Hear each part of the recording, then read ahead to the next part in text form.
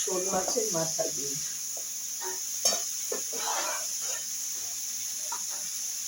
শোল মাছের মাথায় ভেজে রেখে দিয়েছি জিরে বাটা, আদা বাটা, ধনে বাটা আর লঙ্কা বাটা, লবণ। এখন আমি এটা কষাচ্ছি। বাদাটা কিছু একটু সময় লাগে হতে।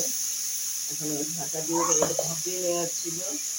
এবার আমি ঢেকে দেবো।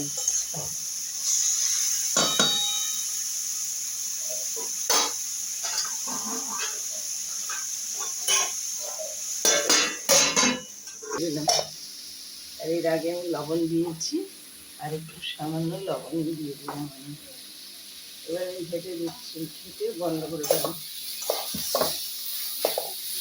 চুল্লি বেঁধে গেছে।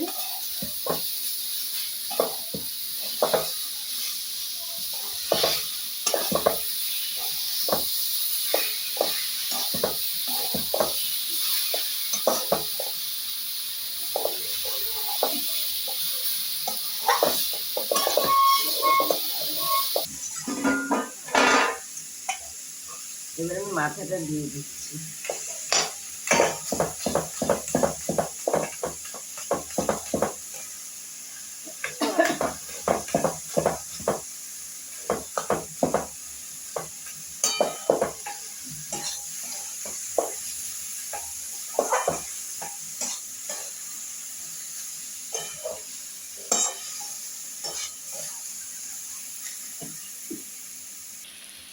এবার আমি গরম মশলাটা দিয়ে দিচ্ছি, ভেঙে দিয়েছি ভালো করে।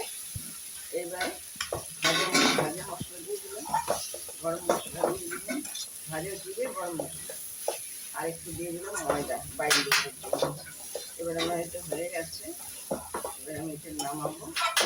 আর ভিডিওটা এখানে শেষ করছি। ভালো লাগলে লাইক করুন, শেয়ার করুন, পাশে থাকুন।